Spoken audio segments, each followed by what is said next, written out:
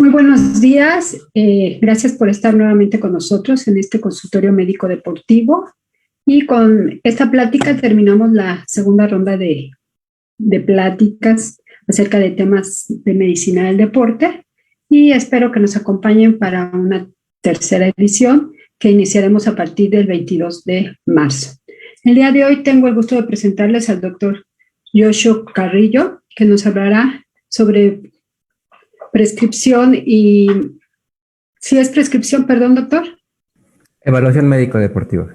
Perdón, evaluación médico-deportiva, y él es residente de tercer año de la especialidad de medicina de la actividad física y deportiva. Bienvenido, doctor, y muchas gracias. Listo, muchas gracias, doctora. Y bueno, antes que todo, me gustaría el día de hoy felicitar a todas las mujeres en su día. Sabemos que la cuestión en el país aún no es la ideal, pero esperemos que poco a poco todo vaya mejorando y todo sea para bien y un futuro con igualdad para todos.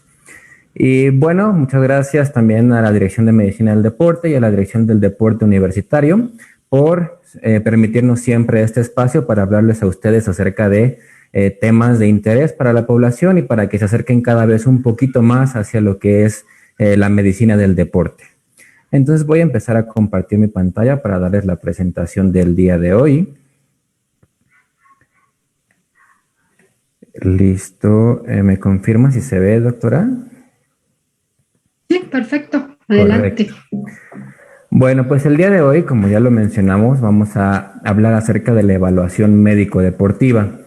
Este tipo de evaluaciones, bueno, esperemos que cada vez, gracias a nuestras pláticas y lo que se ha dado a conocer recientemente con la medicina del deporte, pues ya sabemos que hacer ejercicio tiene muchísimas ventajas, muchos beneficios para diferentes patologías y para la salud en general.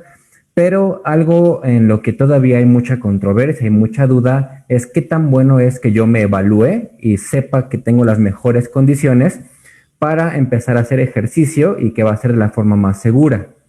Entonces voy a comenzar mi plática con una premisa que me gustaría que nos grabáramos todos desde ahorita, y es que todos pueden hacer ejercicio y, mejor dicho, todos deberíamos de hacer ejercicio. Y esto es porque sabemos que en la población infantil o pediátrica el ejercicio nos brinda beneficios como una mejor motricidad, multilateralidad y desde luego que nos ayuda a prevenir desde esta pequeña edad muchas complicaciones o de enfermedades crónico-degenerativas a futuro. Posteriormente, la población adulta sabemos que es la mejor oportunidad para crear la mayor cantidad de masa muscular, ya hemos hablado también de eso, y también pues desde luego para contrarrestar cualquier enfermedad crónico-degenerativa. Y finalmente, en los pacientes de la tercera edad, sabemos que en la actualidad un tema súper importante es qué tanta calidad de vida voy a tener y sobre todo cuántos años de independencia voy a tener. Y la mejor herramienta para mejorar ambos parámetros es el realizar ejercicio. Pero ¿qué ocurre con otra población en la cual surge también mucho conflicto sobre si pueden o no hacer ejercicio y qué tan adecuado es? Por ejemplo, a nosotros nos sucede mucho que en la consulta el paciente que se sabe con alguna enfermedad crónica como diabetes, como hipertensión, cuando se le interroga si ya hace algo de ejercicio, su respuesta suele ser no. ¿Por qué? Porque yo tengo ya un problema de salud y quizá hacer el ejercicio no sea tan adecuado para mí. O tengo miedo de hacer ejercicio puesto que me han dicho que tengo una enfermedad y podrá ser algo riesgoso para mí hacerlo. Pero no hay ninguna cosa tan errónea como esta. Todos deberemos de hacer ejercicio y todos tenemos una dosis para hacer ejercicio. Inclusive, como lo coloco en esta diapositiva, permítame prender mi apuntador.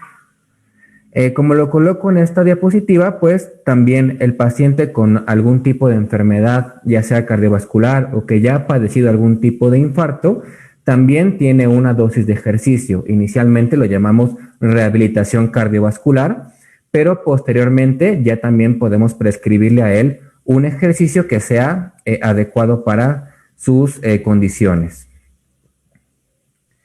Y bueno, entonces, ¿por qué surge mucha controversia en los pacientes? Yo creo que todo se basa en que no conocemos de forma adecuada las definiciones de ejercicio. Vamos a repasarlas, ya las hemos visto en estos temas que brindamos para ustedes los días lunes, pero vamos a hacer un pequeño repaso porque creo que en esto radica el gran problema del por qué la gente se aleja del ejercicio. La primera definición es actividad física, que es todo movimiento voluntario del músculo esquelético que requiere un gasto de energía mayor al reposo. Todo mundo debería de hacer actividad física y pasar la menor cantidad del tiempo posible del día en actividades sedentarias. ¿Qué es una actividad sedentaria? Es básicamente estar sentado o acostado. Esto todo lo deberíamos de hacer. Siguiente definición, ejercicio, actividad física planeada, estructurada, repetitiva, que tiene un objetivo, el cual es mantener o mejorar algún componente de la condición física o de la salud. También ejercicio, todos deberíamos de hacerlo, todo el mundo tiene una dosis adecuada de ejercicio y si es prescrito de forma individualizada y correcta, tiene muchos beneficios para el paciente. En donde podría surgir un pequeño problema sería justamente al realizar deporte, que es nuestra tercera definición. Esta es una actividad física que está reglamentada, institucionalizada y que tiene como objetivo la competencia. En este deporte o en esta definición de deporte sí tenemos ciertas restricciones. No todo el mundo puede hacer una actividad competitiva porque sabemos que el hecho de agregar competencia a una actividad física puede llegar a implicar una intensidad bastante alta. Entonces ya hay guías bien establecidas en los que sobre todo pacientes con algún problema cardiovascular no pueden hacer algún tipo de deporte que tenga gran exigencia o una alta intensidad.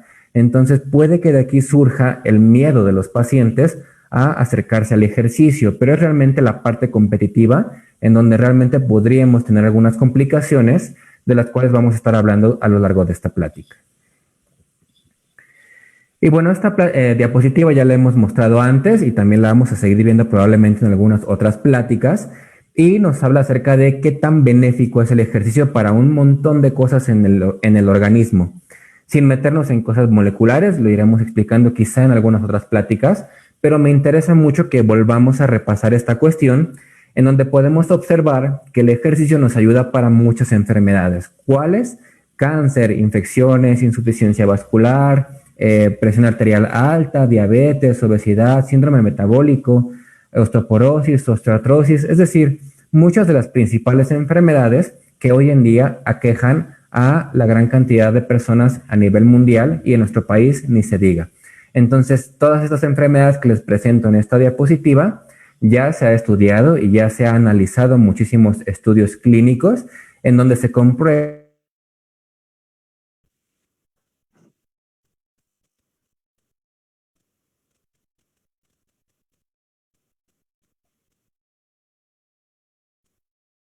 todos estos beneficios que nos va a brindar. Ahora, hay que tener muy claro algo, que es que el ejercicio es un medicamento. Entonces, como cualquier medicamento, tenemos una dosis mínima efectiva, es decir, tenemos que hacer una mínima cantidad de ejercicio para ver todos los beneficios, pero también tenemos una dosis tope. ¿Qué quiere decir una dosis tope? Que hay un punto en el cual ya dejamos de ver tantos beneficios e inclusive podemos acercarnos hacia alguna zona de riesgo. Lo podemos observar en esta gráfica que les coloqué. Es a lo que nosotros llamamos en medicina una curva en J. ¿Qué quiere decir esto? Si yo no hago ejercicio, mis riesgos a la salud son altos. Conforme yo aumento mi actividad física o mi ejercicio, estos riesgos de padecer muchas enfermedades, principalmente cardiovasculares, van disminuyendo. Entonces aquí es donde colocamos las guías de actividad física y de ejercicio más recientes y podemos observar que todavía mantenemos un muy buen beneficio de hacerlo. Pero ¿qué sucede si yo aumento la intensidad de mi ejercicio o el volumen o me salgo de esta dosis adecuada para mí. Podemos observar cómo la curva empieza a aumentar. Quiere decir que si yo me alejo de mi dosis benéfica o donde tengo la mayor cantidad de beneficios, ya puede ser que inclusive aumente mi riesgo tanto para presentar alguna enfermedad como para tener algún efecto en agudo adverso, principalmente cardiovascular. De aquí la importancia de que el ejercicio sea dosificado adecuadamente y de preferencia por un profesional de la salud. Ahora, el ejercicio tiene dos potenciales complicaciones. La primera de ellas es la complicación cardiovascular, pero también tenemos complicaciones que son las lesiones. Digamos que estos son los dos principales grupos en donde tenemos riesgo al hacer ejercicio y por lo tanto debemos de poder disminuirlo mediante una correcta evaluación. Vamos a hablar un poquito acerca de este grupo que son las lesiones, pero en donde a mí me gustaría concentrarme un poquito más en esta plática es en complicaciones cardiovasculares. ¿Por qué? Pues porque definitivamente son las que implican mayor riesgo para el paciente, puesto que también se ha visto que un paciente que se sale de su dosis o se sale de su intensidad adecuada puede presentar eventos agudos como algún tipo de infarto o alguna arritmia que en este caso sí podrían poner en riesgo la vida. Por eso es que nos queremos concentrar un poquito más en esto, pero también hablaremos un poquito acerca de las lesiones. Bueno, y entonces si hay un riesgo, ¿por qué hacer ejercicio? Que es la pregunta que se podrían hacer muchos pacientes, principalmente quien ya tiene diagnosticada una enfermedad y por eso es que tiene cierto miedo de hacerlo. Pero aquí me gusta también mostrar esta gráfica del Colegio Americano de Medicina del Deporte, en donde podemos observar el riesgo relativo principalmente para padecer algún tipo de infarto. Podemos observar que si un paciente se somete a una alta intensidad de ejercicio sin una adaptación previa, el riesgo relativo se ve bastante aumentado en agudo. Es decir, puede que en el momento en el que se sale de su intensidad presente ya sea un infarto, alguna arritmia, algún evento vascular cerebral. Pero ¿qué sucede? Y lo podemos ver aquí en la grafiquita, cuando yo aumento mi número de actividad o mi número de días activos a la semana. Conforme yo me voy moviendo a la derecha en esta gráfica, es decir, aumento los días a la semana de entrenamiento, puedo ir observando que mi riesgo relativo de padecer este infarto o enfermedad cardíaca que les comenté se va viendo disminuido. ¿Qué quiere decir esto? Que yo, conforme genero adaptaciones y empiezo de poquito a más de mi intensidad o de mi dosis o volumen adecuado de ejercicio, ya genero un montón de adaptaciones que me permitirán en un futuro, cuando yo me enfrente a alguna otra situación de alta intensidad, poder afrontarlo de mejor forma y mi riesgo relativo de padecer cualquier complicación cardiovascular va a disminuir. Es por esto que es muy importante que, si bien es cierto que si yo en un momento agudo, sin generar adaptaciones ni una planificación adecuada, me someto a ejercicio, sí, tengo riesgo, pero conforme yo lo hago dosificado, con un tiempo adecuado, volumen adecuado, intensidad adecuada, cuando yo por alguna situación en la vida me someta a un riesgo o una alta intensidad, ya voy a ser capaz de afrontarlo sin que esto represente mayor riesgo para mí. Ahora, ¿cuál ha sido también un problema para nosotros en medicina del deporte? Pues resulta que hay muchas asociaciones médicas, por ejemplo, podemos hablar de la Asociación Americana del Corazón o de la Asociación Americana de Diabetes, que colocan explícitamente en sus guías que una evaluación médica deportiva completa requiere alto costo y un personal experto. Y también nos mencionan que hay muy poquito personal experto a nivel mundial, lo cual es relativamente cierto. Pero ¿cuál es el problema con esto? Que ellos han hecho algunos estudios en donde interrogan a las personas acerca de qué es lo que los aleja del ejercicio si ya conocen todos los beneficios que le ofrece. Y lo que la mayor parte de la gente contesta es que tienen miedo de hacer ejercicio o que han visto que requiere altos costos hacerse estudios complementarios y por lo tanto pues prefieren no hacerlo, ¿no? Entonces, crea mucha controversia esto, principalmente lo hemos visto con la Asociación Americana de Diabetes, que en su guía más reciente del manejo del paciente con diabetes menciona que cualquiera podría hacer ejercicio sin que sea necesario hacerse una evaluación, y mencionan también explícitamente que eso es con la finalidad de que no haya, por así decirlo, pretextos por parte de los pacientes para recibir todos los beneficios del ejercicio. Y aquí, cuando yo he hablado acerca de esto con mis colegas en algunas charlas en donde nos ponemos a debatir sobre estas cuestiones de las guías, me gusta a mí plantear una situación. ¿Qué sucedería si invertimos los papeles?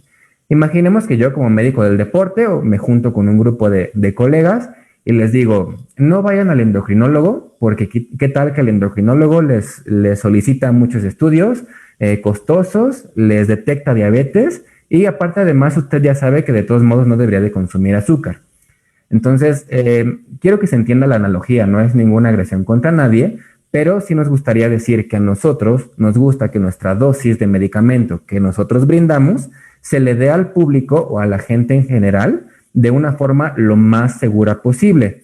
Si bien es cierto que la mayor cantidad de personas podrían hacer ejercicio de intensidad de leve a moderado, el problema es que no todos saben controlar el leve a moderado y por lo tanto podemos someter al paciente a un riesgo. Lo ideal sería, primero, evaluar al paciente, inclusive ahorita vamos a hablar un poquito acerca de las nuevas guías de tamizaje, donde ya no hacemos estudios innecesarios, pero esto nos permitiría también que más adelante le dosifiquemos de la forma más precisa y más exacta el ejercicio al paciente, y con esto disminuyan su riesgo de padecer cualquiera de las complicaciones, ya sea cardiovascular o cualquier riesgo a lesionarse. Entonces, aquí es donde les menciono, ¿cuál es el verdadero problema?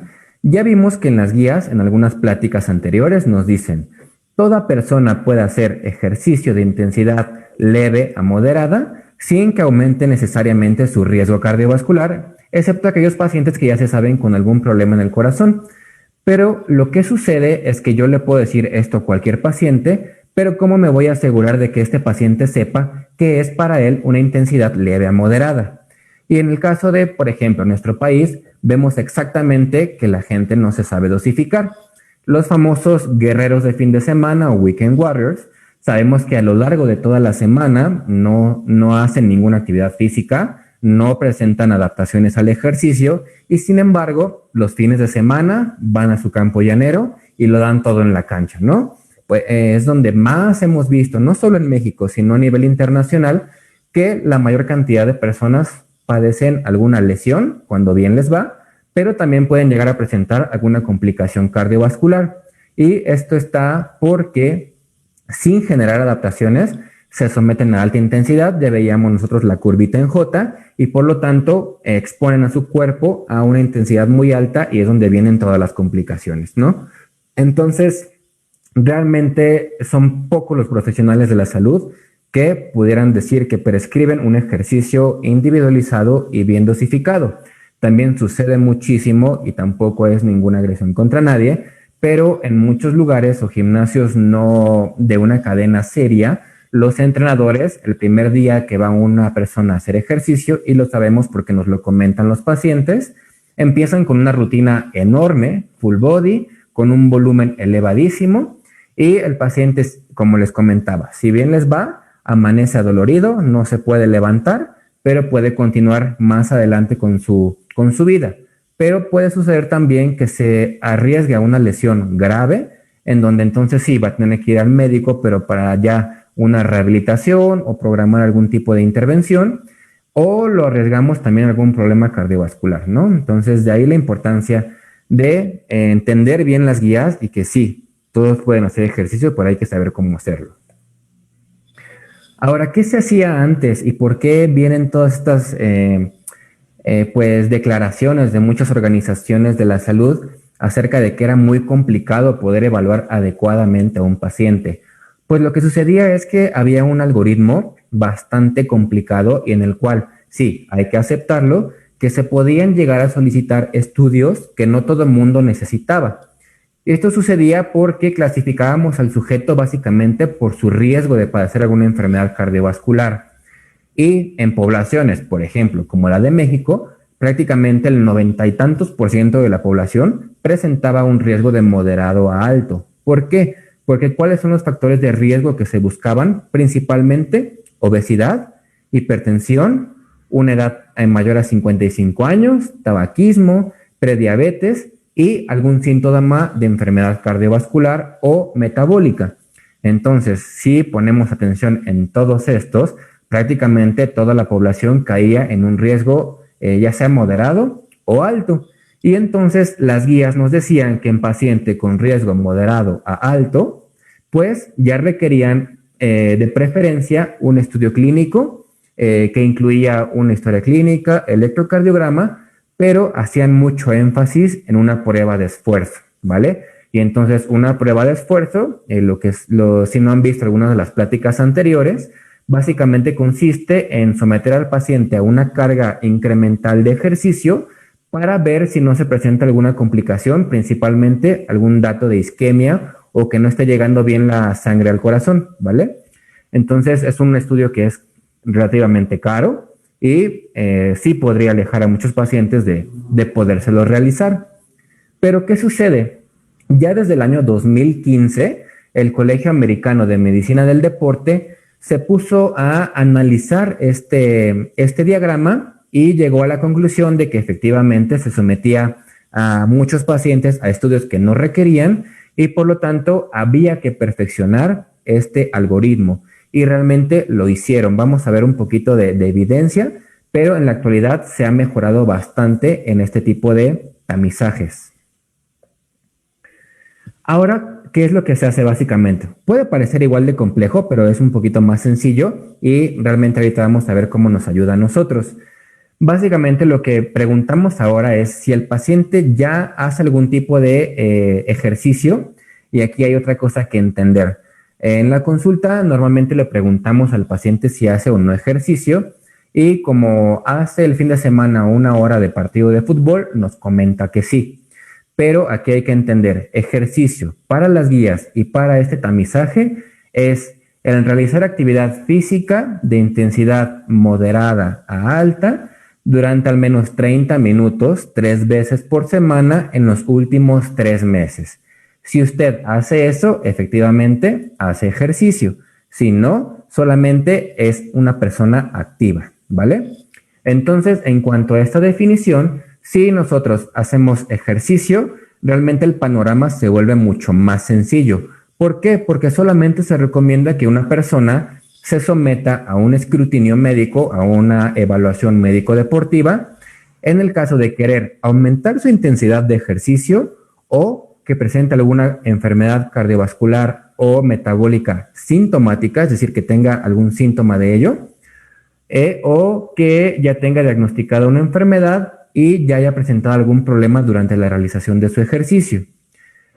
En el caso de que los pacientes no hagan ejercicio de acuerdo a la definición, sí se vuelve un poquito más complicado porque prácticamente solamente no requieren una evaluación médica si no tienen ninguna enfermedad diagnosticada y si no tienen ningún síntoma de enfermedad. El resto probablemente requiera una evaluación inicial para poder indicarle que es seguro iniciar a hacer ejercicio.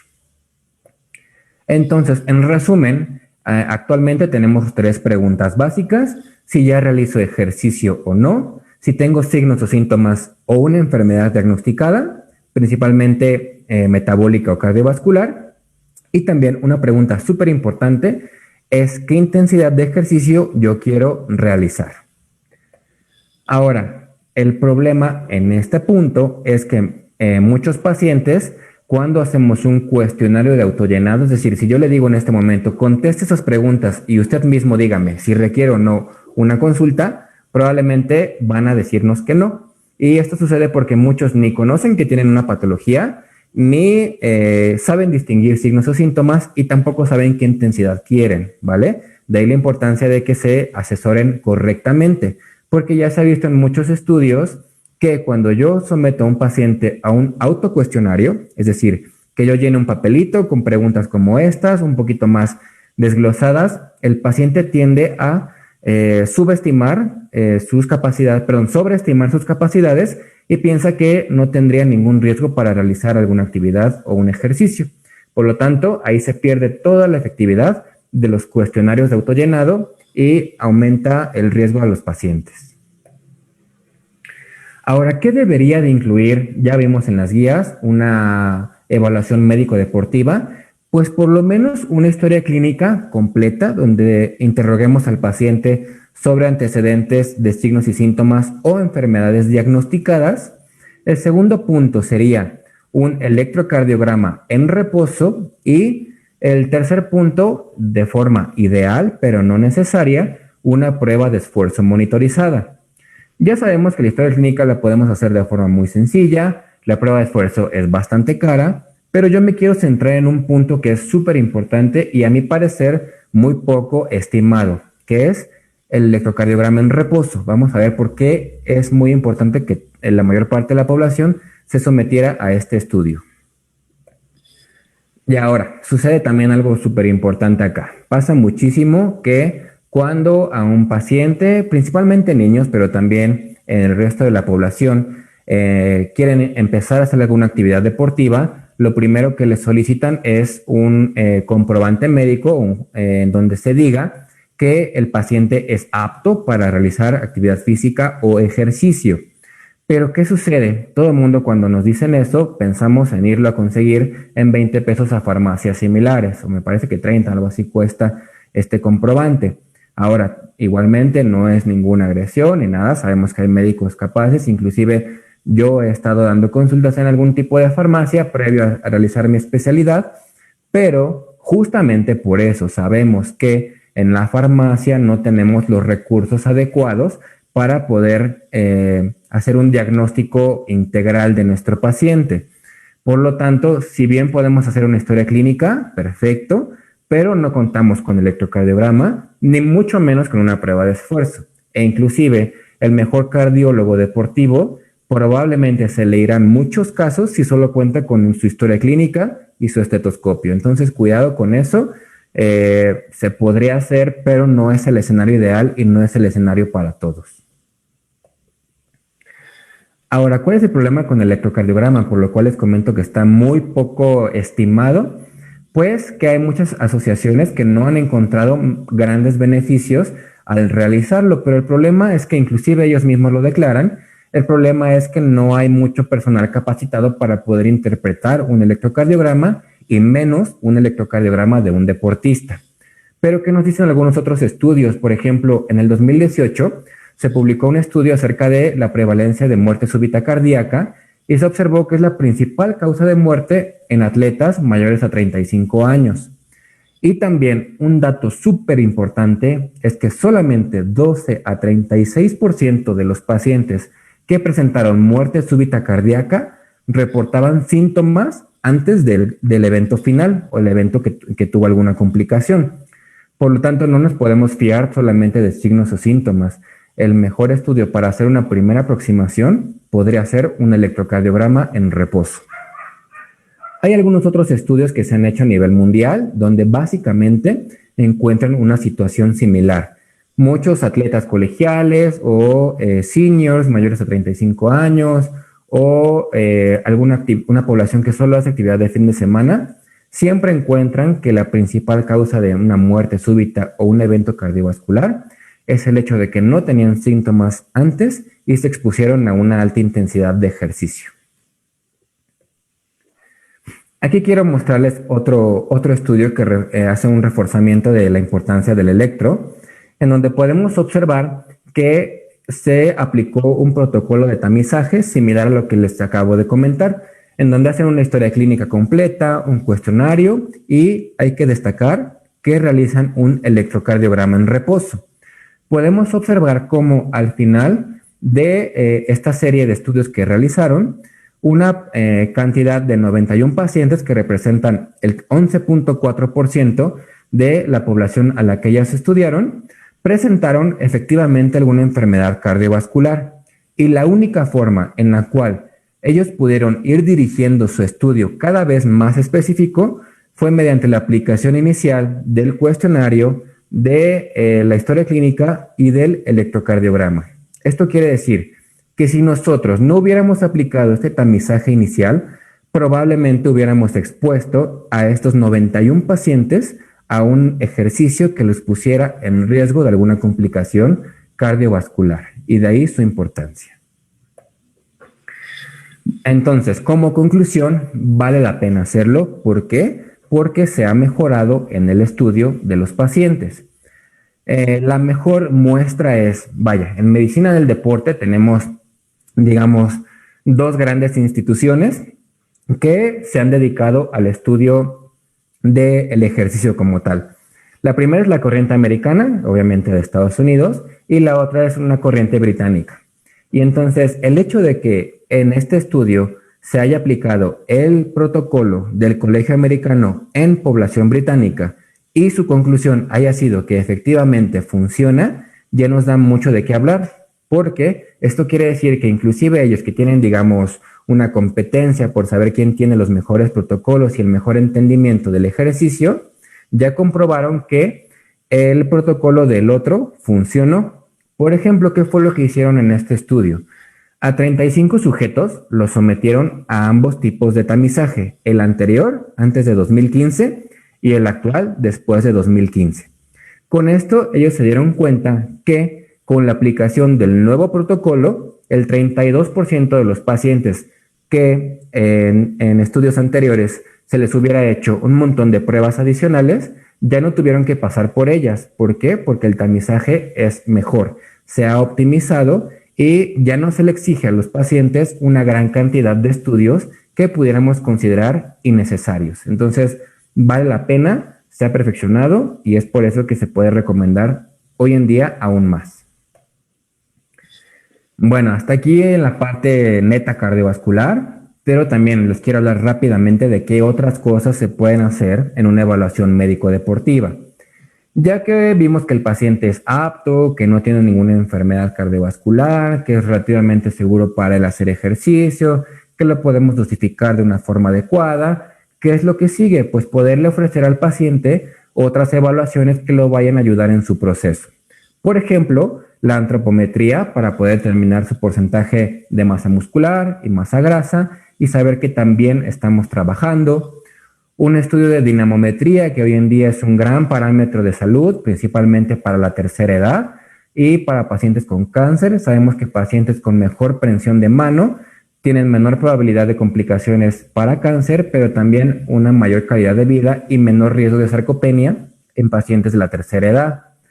También, ¿qué podemos hacer? Investigar si hay alguna secuela de alguna lesión, es decir, que alguna lesión previa que no se haya tratado, si dejó algún tipo de complicación que requiera primero de rehabilitarla o de mejorarla, optimizarla y ya posteriormente irnos de lleno con la prescripción del ejercicio. ¿Qué otra cosa? Somatometría para evaluar asimetrías, evaluar desbalances musculares. También podemos hacer una prueba para vigilar cuál es la capacidad aeróbica actual de nuestro paciente y con base en ello dosificarle el ejercicio principalmente aeróbico o de resistencia. Y en algunos otros consultorios o laboratorios podemos evaluar incluso la marcha, evaluar la pisada, recomendar algún tipo de zapato deportivo adecuado para esa persona y en este caso optimizar su práctica deportiva. ¿Y por qué es importante todo esto? Porque también en medicina del deporte tenemos un dicho que es: solo puedo mejorar lo que tengo medido. ¿Qué quiere decir esto? Yo necesito marcar un punto de partida para que desde ahí yo vaya dosificando mi ejercicio y sepa que estoy mejorando con medidas cuantitativas. ¿Listo?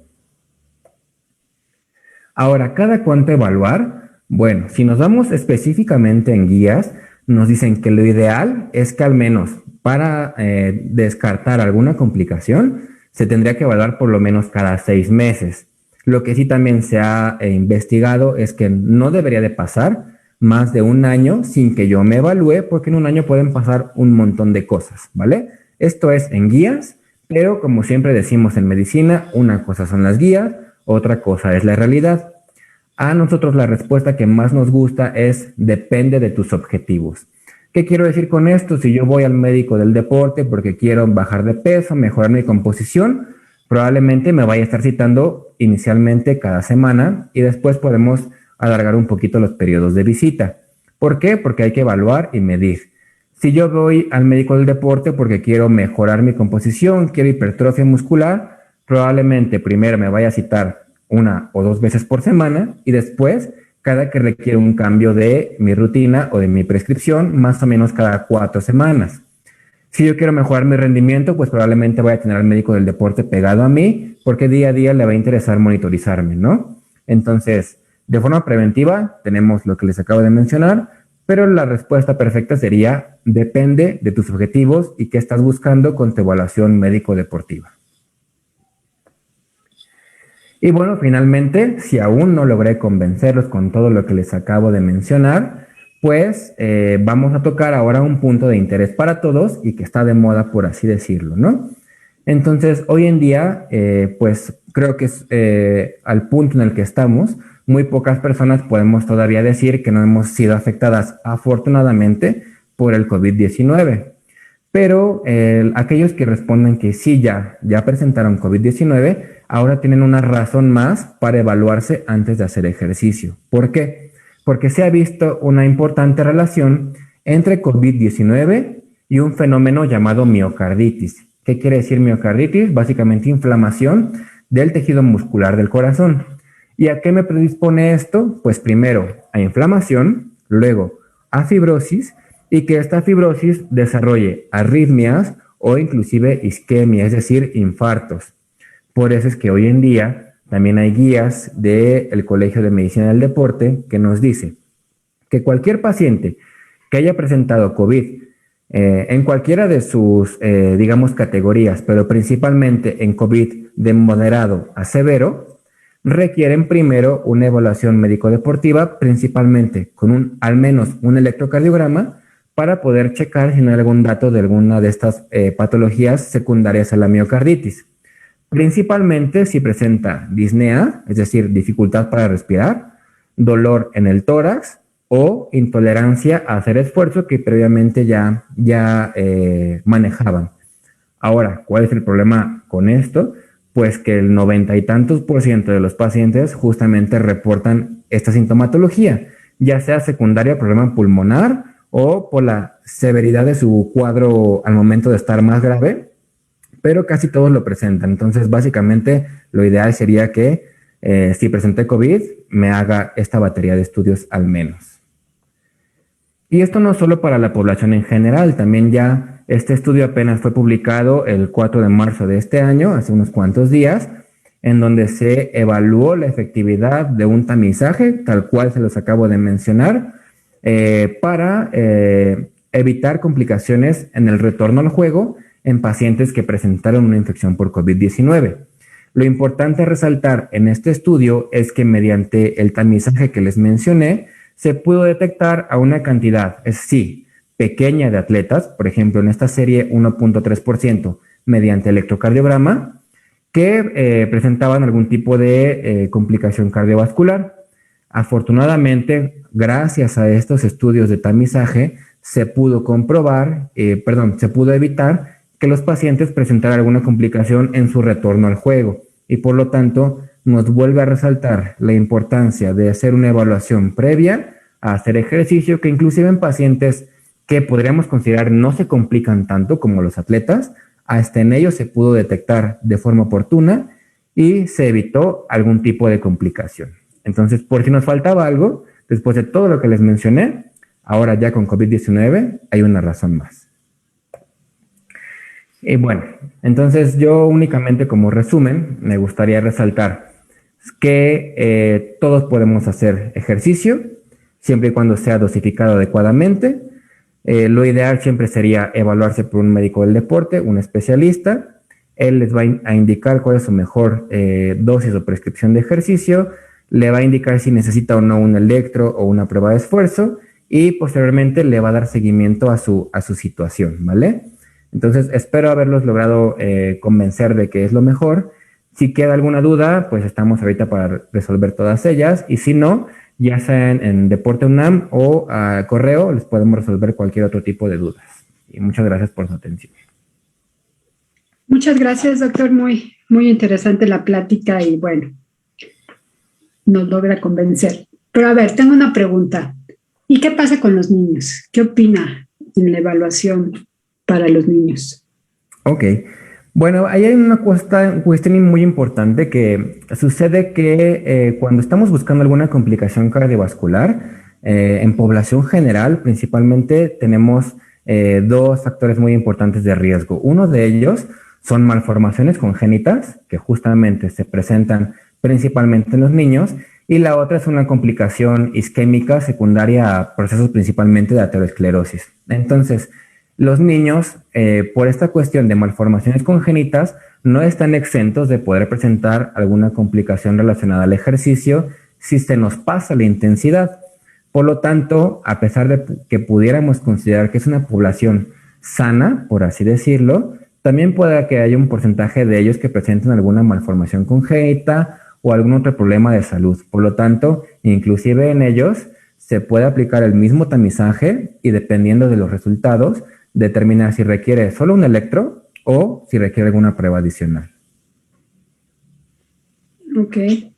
Y bueno, si de momento no me hago una prueba, una evaluación de este tipo, ¿tengo alguna recomendación segura para hacer actividad física?